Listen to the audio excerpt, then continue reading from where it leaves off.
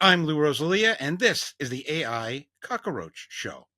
Am I the only one that didn't know cockroaches could be epic? Buckle up because this AI cockroach is about to take you on a wild ride through time. Imagine stepping out of a prehistoric mud puddle and walking through the ages. The AI cockroach has done just that, from lush jungles to ancient caves, from straw huts to log cabins, and from bustling city streets to the futuristic space age. This little survivor has seen it all. With a blend of humor and resilience, the AI cockroach teaches us that adaptability is key. It's not just about surviving, it's about thriving no matter what life throws at you. So whether you're facing the challenges of today or the unknowns of tomorrow, channel your inner AI cockroach.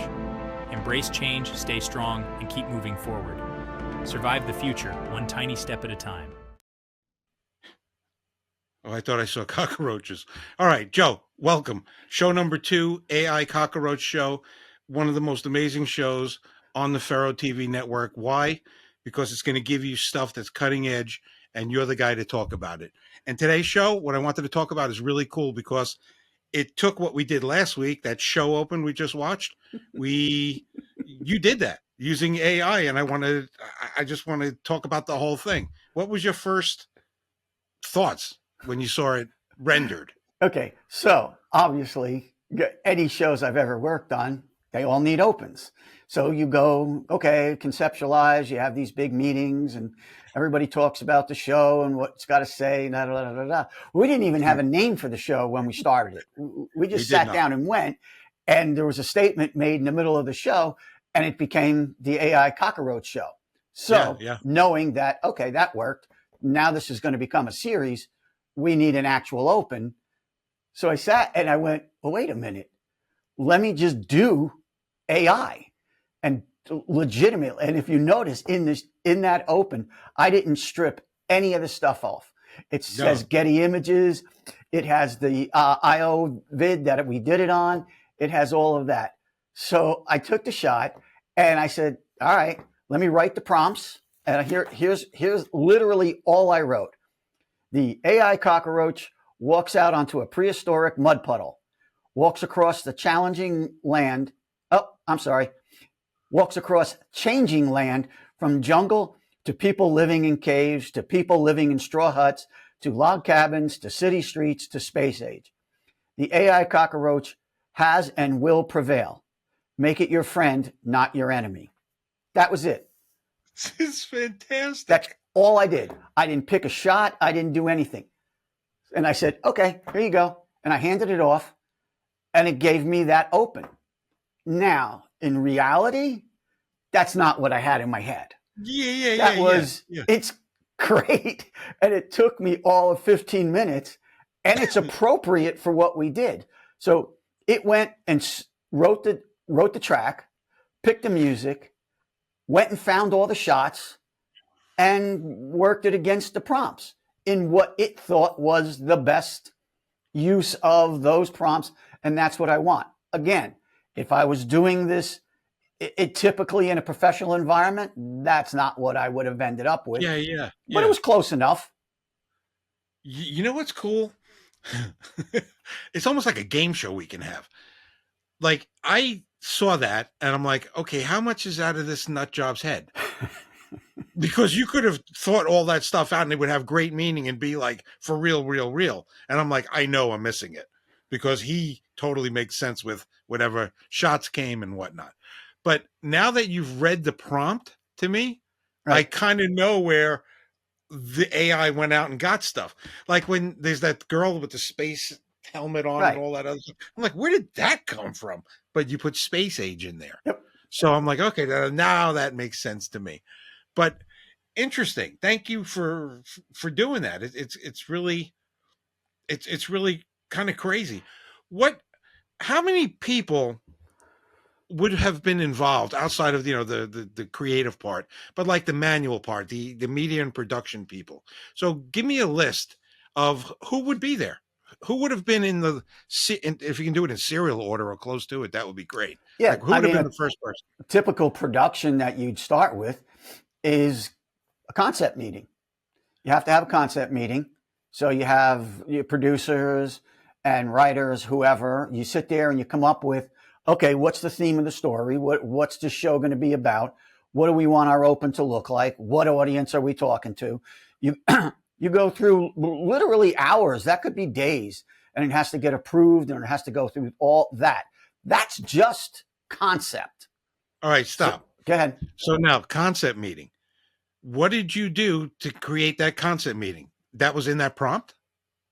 Yeah, in my head, I went, okay, it's the AI cockroach, and that statement that was made was, Right. I'm adaptable Right. and I'll be here forever, Right. like the cockroach. So I took that phrase, and that Right. phrase is what set up the storyline for the open. Okay. And that's how that started. So that was the concept. But if I was in a broadcast environment, I would have said, hey, here's this great idea. It's that, and blah, blah, blah. And then it would have gone around the table a million times and said, Right. well, we can't use this. We can use that. How about this? And how about how about somebody's dressed in a cockroach? Or maybe we can go find a cockroach trainer. Got it. Right. Got it. All right. So the concept meeting was handled by you coming up with a quick storyline. Then you started to write a prompt. And then next, what would happen next? So again, once we concluded that that's the concept and that's what we want, and we want it to go through the cockroach evolution from the mud puddle to the thing, but we want it to touch on a couple of humanitarian moments, and that's not really the right word. A couple of those moments that so people get a sense of why we're using this as our icon. So that would then happen. So the next step is writers. So now you go and you get writers. All right. And now I could be included in that, or it could be there's a writer's room, and it goes to them, and then they write whatever the time is, a TRT for the time, and they say all the nice words, and they put that together. Then that has to go and get recorded. So now you got to get a voiceover. Okay. So in that, now you're in a studio and you're voiceover. Now you have a voiceover producer standing there. No, more inflection on this. Make sure this is said lightly. Oh, no, let's do that. And then you have to get that approved. And then somebody goes, you know what? I think it would be better if we had a female voice to read this. Then we would get, okay, well, let's A-B it. We'll do a male, we'll do a female. And then now you're going through a recording session. Could be a week to do that one tiny spot. Now that gets accepted. So now you have concept, dialogue, and you have a voiceover. Now the next thing is shot picking.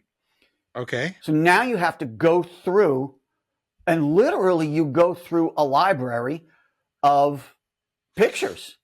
And that's an assistant. That's somebody's job.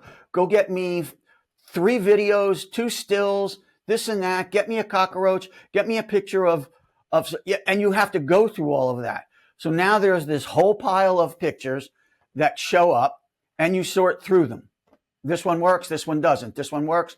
This doesn't work. This works. That doesn't. So now you have the this works pile. Now you take the this works pile and try to figure out in what order those things are going.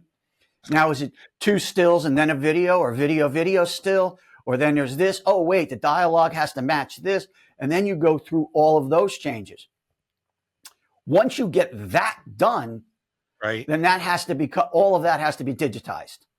So now you have to have wherever those stills came from. They could come from from a stat. They could come from video. Today's day and age, everything's digital to start with. So now you bring it into an editor who sits down, and he has the script, and he has the TRT, the total runtime, and he has that, and a producer who's saying, okay, let's try this. Oh, stay on that shot longer. Transition here. Let's do something cool to go from this to that. And let's do this and that, and da-da-da-da-da. And then it's outputted. And then you go, okay, this is done. And then that's got to get approved. And now you're done with that. And then it's music. So now you need. Hold on. All right, stop. Go ahead. We're going to take a break in a minute, but before we do, I want to try and put some numbers to this in terms of people. So in your concept meeting, you had 5 people. I'm guessing. The writers, I gave us 2 writers. Voiceover, I gave 2 people to do that, actually, a producer in the studio and the voice actor. Shot picking, I gave to 3 people. Digitizing is 1, and editor producer is 2. So I got 5, 6, 7, 8, 9, 12, 13. I got 15 people involved in this, and we're about to lay the bed of music. And we will come back and talk about that right after this. Listen, here's your shot, which is what you need. It's available if you're interested. You can start right now, or you can wait years looking to get in, get skills, or miraculously get ahead. Sure, you can do the waiting thing too, but you absolutely can start and join us today. I am exhausted from just keeping track of all these people. Okay, so we got concept writers, voiceover, shot picking, digitize, editor, and producer. It took 15 people to do that versus 1 prompt. And now we're up to the part where it's been output, and now comes the music. Talk to me about that. So now you go in and it's, I mean, again, today it's a different world. So you got one composer who has all his weaponry at hand. He can, or she can write the whole song, can put it together, can do all the music, and she has to time it to the visuals. So everything has to hit when it's supposed to hit, and that gets chopped up, musically gets chopped up, so it all fits in line. That's done. And then there's something called layback, which takes that track and lays it back onto the video. And now you're done. You just completed a 20-second spot or open or whatever it is. Yeah. Yeah. So there was something I forgot that was added in. I was playing it in my head. There's graphics at the end of that.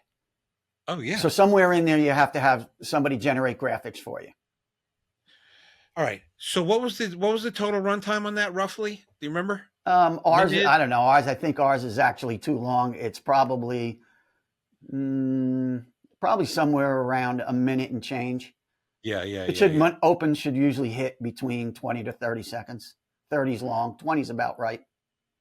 So our open was generated instead of 15, 17, 18 people. It was generated from Joe coming up with a storyline, giving it some facts about some stuff, and then AI went in and did what it had to do. How long did it take to kick out that thing we just watched in our open? 2 minutes. That's crazy. Actually, it gave me the first 2 that I didn't like. So all told, maybe 6 minutes. That's crazy. Yeah. How long would it have been to go through the traditional way?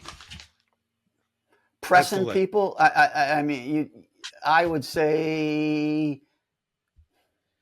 man hours, you're probably about 20 man hours in total, 25 man hours, something like that. That's just a ballpark. All right, now estimate for me, like what would that cost somebody? I came to you as Farrell Productions, said, Joe, put this together, do exactly what you said. I don't care how it gets done. It's not my business. I'm the client. What's it going to cost me? 30, 40K. Get out of here. Get out of here. Yeah. 30 to 40K. That's beautiful. Right. That's okay, but we're doing a really unfair comparison, but I'll let you keep talking. Yeah. Well, I mean, obviously there's a whole lot more to it than that.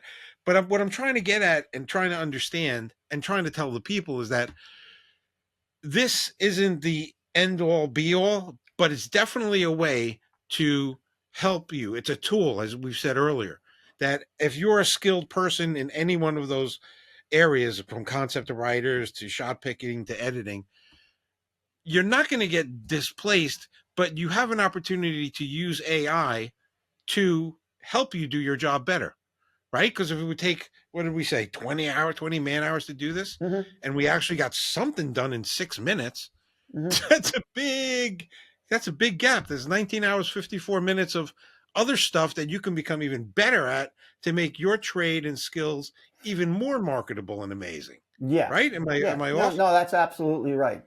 And the comparison is the music industry is always the best comparison when you start talking about advances in technology and how it affects the art. Most major recording studios 70s, 80s, 90s, 60s, 70s, 80s, 90s, 3-4 decades were $1 million. There were $1 million studios, the gear, all that.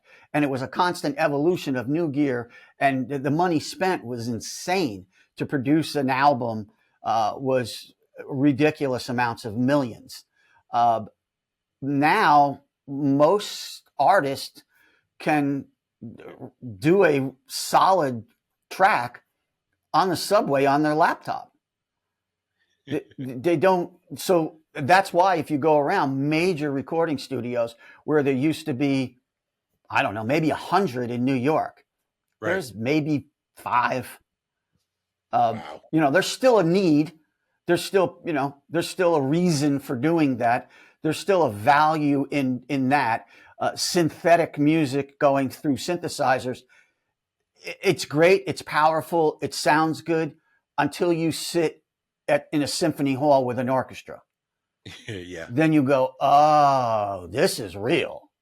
And the impact, emotional impact is so different because, and this is what I was going to get to, because with a symphony, you've got, let's just say 40 musicians, 40 individuals interpreting those pieces personally.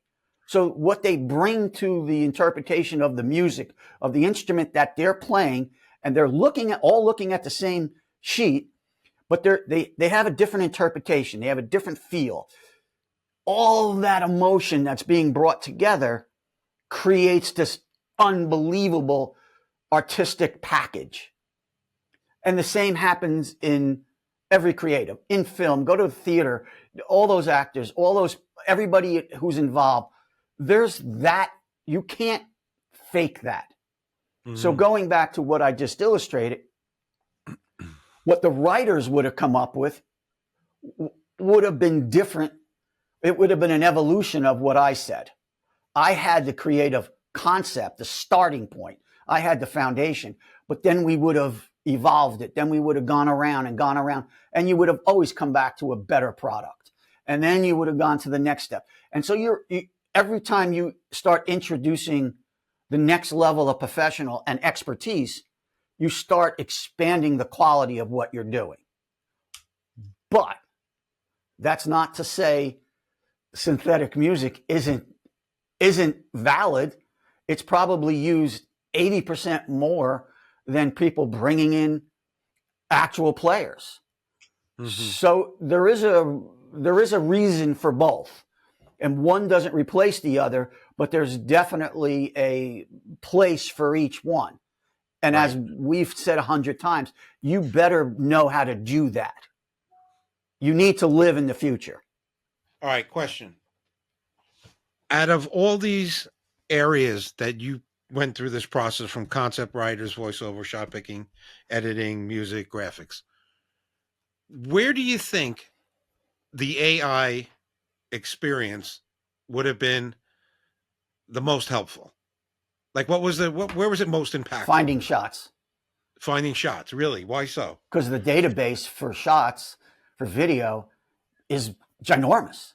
I mean, it's so huge, and you'd have to go find all those. And 99, even when I do sports, you want to do a highlight package, and you think your camera's got everything. You think the people who logged all the shots for you identified everything appropriately. But when you go into the edit room, you don't know that. And I could tell you, I have had hundreds of times when the show's aired and it's been out and it's running, and all of a sudden I'll go back looking for something else, and I'll go, well, how come nobody saw this shot? And why is it rated 3 when it should have been a 10? They misinterpreted, and I missed out on a phenomenal shot. AI wouldn't do that. Crazy. Yeah. So Crazy. Any deep data, and we talked about that before, it's the assistant. You have the best assistant ever to evolve, and they don't complain, and they're not annoyed, and they're not trying to be more than an assistant. So all of those things are huge value when you're trying to get stuff done. Yeah. Yeah. That, I'm going to be lost for words a lot of times during the show because stuff moves like crazy. It's amazing how much you can get done with very little. Did you have to rewrite that prompt at all, or that was your? Yeah, no, that's how I got a different version of, oh, I looked at it and go, you didn't quite get what I was thinking. So then I said, Right. that's my fault. I didn't give you enough direction. I didn't Right. clarify things. So I went back and I made it, but same thing it would be in a concept meeting. Yeah. If people started going right when I was like, oh shit, I didn't do a good job of presenting my case. I Yeah. had to go back into it and redo it. And that's that's the learning curve that if you can take from my position and my experience and apply it to this technology and not be afraid of the technology and not say, no, that's not the way we do it. Right. You have to be able to say, break it down the way I did. You have to Right. look at it analytically and say, okay, this is how we do this. Now we're just replacing one writer with an AI, and the AI is going to give us ideas. Now we're going to go into shot collection. AI is going to give us ideas. Now we're going to go into this. AI is going to give us ideas. It's always that assistant. It's somebody who you can sound off of, who can kind of help you along. Understood. But this, I don't know how much time we have in this block, but there's something I came up with when I was going through this. And I said, new tech should open a creative's mind, not close it and not run from it.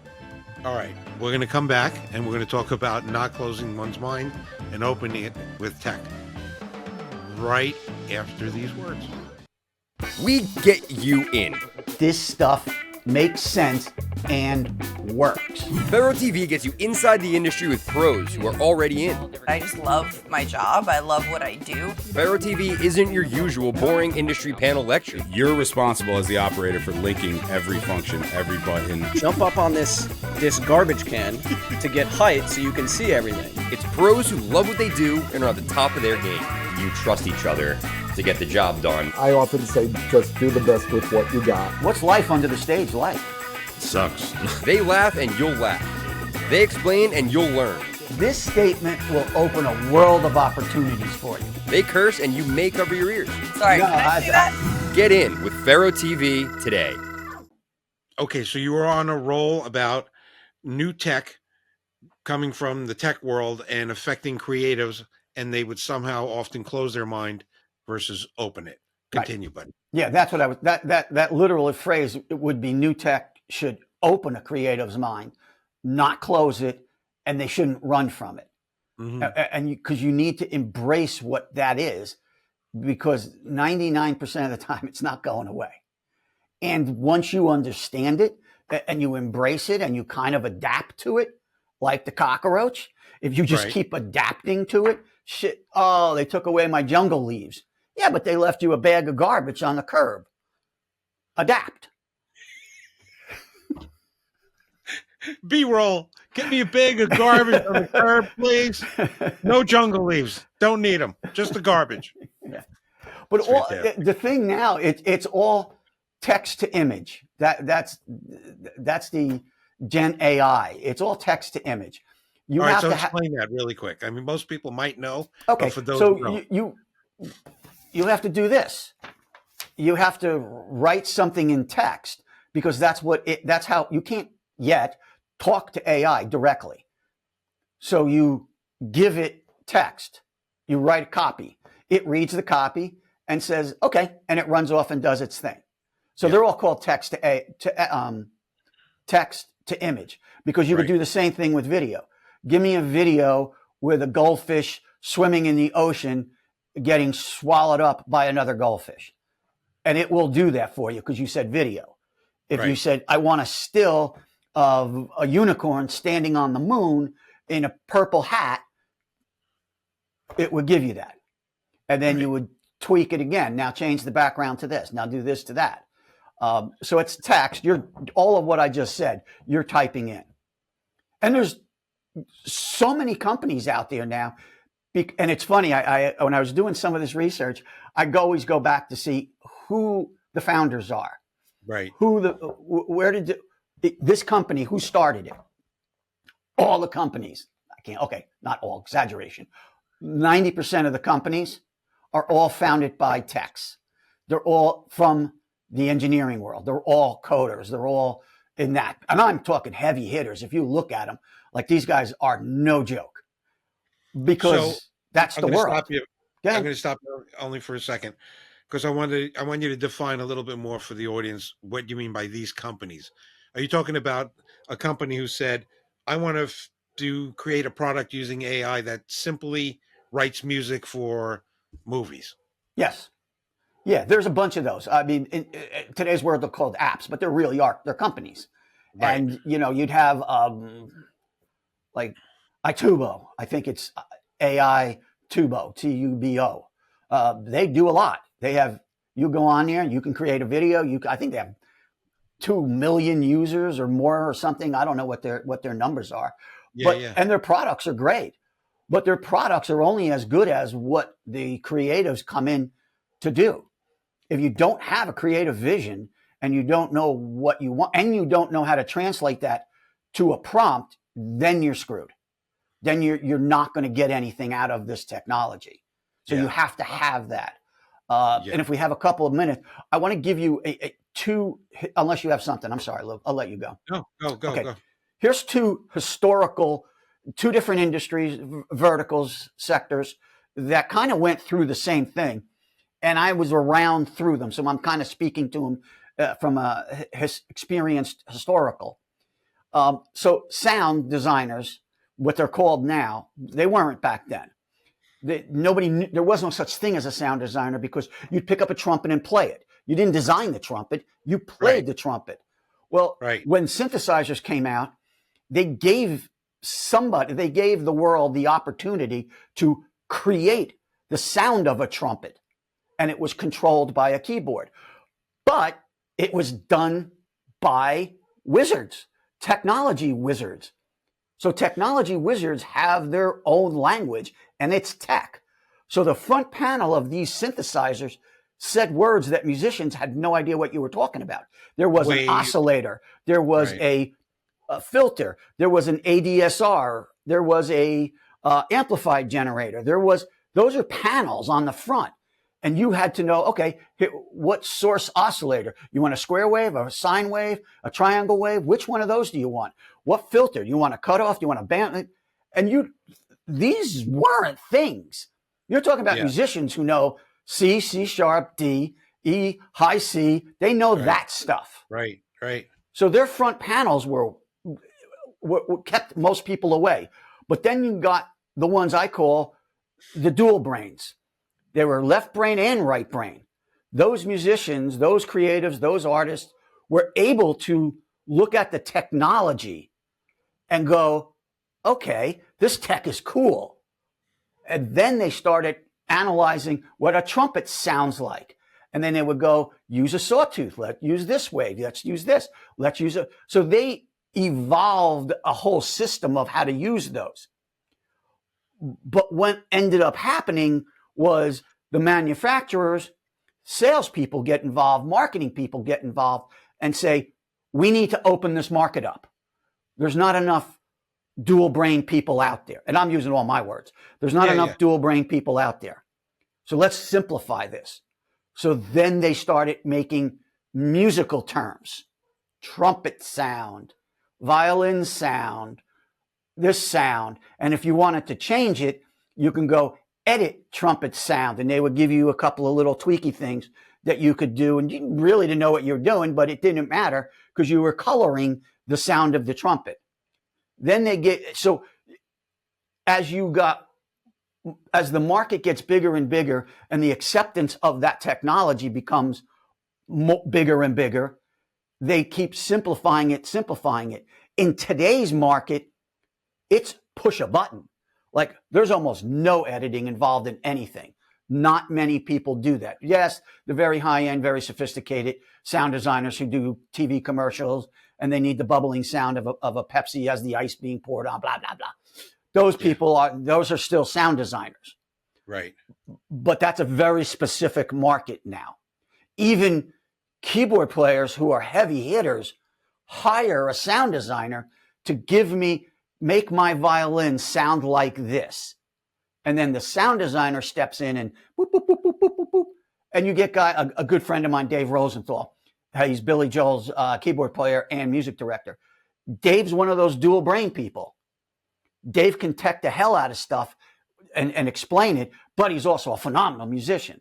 Steve DeFurio, my writing partner, who for years and years and years, Steve and I worked together. Steve was with Zappa and blah, blah, blah.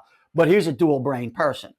Dave actually gets hired by other keyboard players to do sound designing, kind of moonlighting his Billy Joel thing. And film, let's jump to film for a second. So film, originally, you wanted to shoot a cowboy western. You had to go somewhere in Arizona, New Mexico. You had to send location people out, do sight evals, ride around, find the thing that looks like the Mars thing. You have to go find Mars. And they'd go out and they do this. And there's months of that. And those are people who are very, very good at that. Well, then came things called green screens, where they figured out technologically that as you can take a green thing and you could put somebody in front of it, and then it's called, you can then key out the green, which means the green goes away and you just have whatever that figure is that you want in the front, and you can key behind it, put behind it any scene you want. So if somebody's sitting in their living room, they could be just sitting in a chair with a green screen behind them, key that out, and then you put this really cool living room with a view of New York City behind it. That was wild, and that stayed in, and that got more sophisticated. Then you get dudes like Lucas from ILM who came in and said, bump that. I'm going to build a whole studio in a circle. And we're going to use the gamers technology. And we're going to put screens up, the whole thing. So now when you walk into Volume, which is the Lucas studio, you walk in and they throw up, what was it? Mandalorian. When he's walking, there's nothing there, but the actors now can see everything around them. They see the ground. So they're actually on location. But evolution, keep moving. Yeah. That cockroach doesn't stop. It keeps moving. And if you were the guy who could only set up a green screen, because you had to light green screen a very particular way.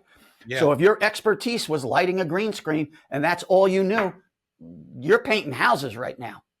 Because you're now just a button on a Zoom call for the background, right? Yeah, exactly. Those bad Zooms. But yes. So there's, like I said, embrace the change, learn how to grab it, Pro Tools, Photoshop, 3D imaging, all this stuff didn't exist 15 years ago. And people who got it, who moved with it, I have a full-blown video editing system right next to me that used to be in the city, was a $2 million room, an editing room. It now sits on my desk. And me and my little editor, it's not little, me and my editor sit together, but it won't cost me, what, $15,000, $20,000? Yeah, amazing. Amazing. Well, speaking of amazing, I want to give a hat tip to Lucas, and we lost within the past day or two, the Dark Lord himself. Yeah. Right? Yeah. Luke, I am your father. Yeah. I think, was he 94 years old or something? Yeah. God bless him. And you know what? Go ahead, finish. Do I have 2 seconds? Yeah, go ahead, then we'll wrap up. Okay. Harrison Ford and Lucas, their new movie, Indiana Jones and the Duel of Destiny. I don't know if it's new. It's newish.